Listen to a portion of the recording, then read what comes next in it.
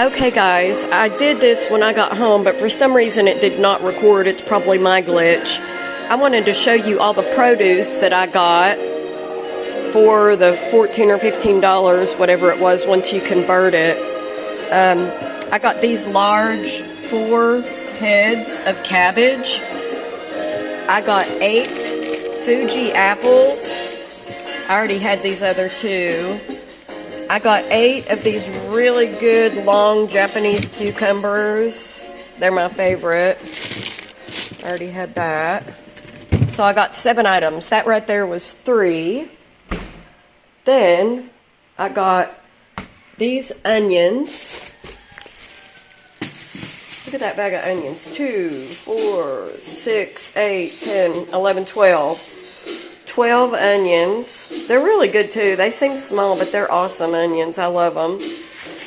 12. Everything's local, grown here. I got these 2 bananas.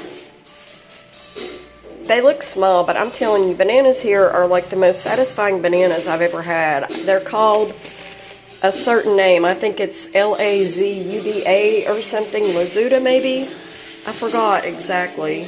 But there's 2 different kinds. There's like a thicker kind that they use for cooking, and then there's like this kind that I get that's for eating. And they have like, I can't really describe it. They're sweet, but there's a twang to them. And you end up craving them if you start eating them. At first, I wasn't sure that I liked them. The texture is basically similar to American bananas, maybe a little bit drier, but in a good way. You just have to eat one to understand. I can't really pinpoint it. So, okay, here's some tomatoes. 1, 2, 3, 4, 5, 6, 7. I got 8 tomatoes, and I usually buy them at this color because they ripen very quickly. And this is one that I'm going to eat in my salad today and see how it is. Looks a little green, but not bad. They're actually good like that. I've had to learn how to use their produce here. It's a little different in terms of brightness and how you select things. Whoops, sorry, I didn't mean to drop that. Okay, and then all these avocados. Now, avocados are something here that's completely different than the U.S. in so many ways. And I love them in both places, but honestly, I've gotten to where I love the avocados here even better. They're different. They grow them here. They look like big Hass avocados, but they're not like that. When you open them, they're the most beautiful color green. They also have a really pretty bright yellow. See them? And there's purple in them. And they are definitely perishable like the ones in the U.S., so you have to catch them. And I throw them into the fridge because I leave everything out here, and it's very tropical climate, so I usually feel of the avocados that I have every single day, and I throw them in the fridge when necessary. But those are all very firm. There's 4, and here's the 5th one I got today. These are firm. I won't use those for a couple of days.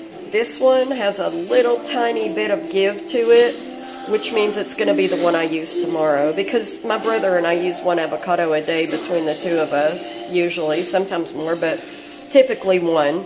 So that's like a 5-day supply for us.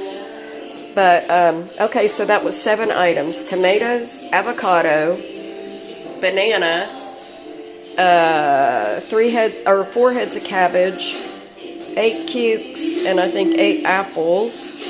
And that made 7 items. And all that was just $15. It's unreal. Anyway, I just wanted to bring you back on and show you that. We've been popping popcorn. Also, the other thing is, their outlets are different than ours, so you can't just plug anything into them. It has to be something that adapts. I think my brother said it was 220 volts. So I brought a diffuser with some essential oil, but apparently I can't use it. It would be like a fire risk. So I'll bring it back to Tennessee when I go. And then this is the kind of stove that we use, and I have fallen in love with it, and now I want one. It's a, I forgot what they call it. Not a diffuser, but a induction stove. So you have to use a particular kind of pan. That pan it will not heat any other pan. It won't even turn on. Here's our other induction pan. You can see the bottom of it. See how it is? That stove can actually read what kind of pan. Here's another one. And that one doesn't have the holes in it, but that one is an induction pan that actually came with that cooker. Here's our water. We get 5-gallon jugs. I'll show you the jugs outside. We keep them where the washer is. See, we keep that many jugs, like 16 on hand.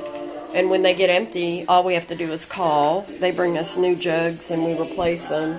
There's the wash machine. We wash clothes outside because it's always pretty here. I'll show you where I hang them. But anyway, that's our water, and it has hot water too. Here's hot water, so we make our coffee with it. And there is cold water, and there's medium water. But here is where I hang clothes out. Hang on, this door is off track. I have to be careful going out. But it's just a little room. It's kind of outside. We keep the screen door closed all the time because of mosquitoes. But I just hang the clothes over the line right there after I wash them. I usually only do one load at a time, so there's plenty of room. And that's how you do clothes here. You don't have to go to the laundromat. He bought a washer, thank God. I mean, if you don't have a washer, you definitely have to go. But anyway, here's our nice kitchen. It's super nice. Lots of storage. You wouldn't believe the storage here. It's great. Like, I'm loving it. Sink. Everything's tile. There's our induction cooker. Anyway, I thought I'd show you the produce. Hope you guys have a wonderful Saturday, July 2nd. Thank you for joining me.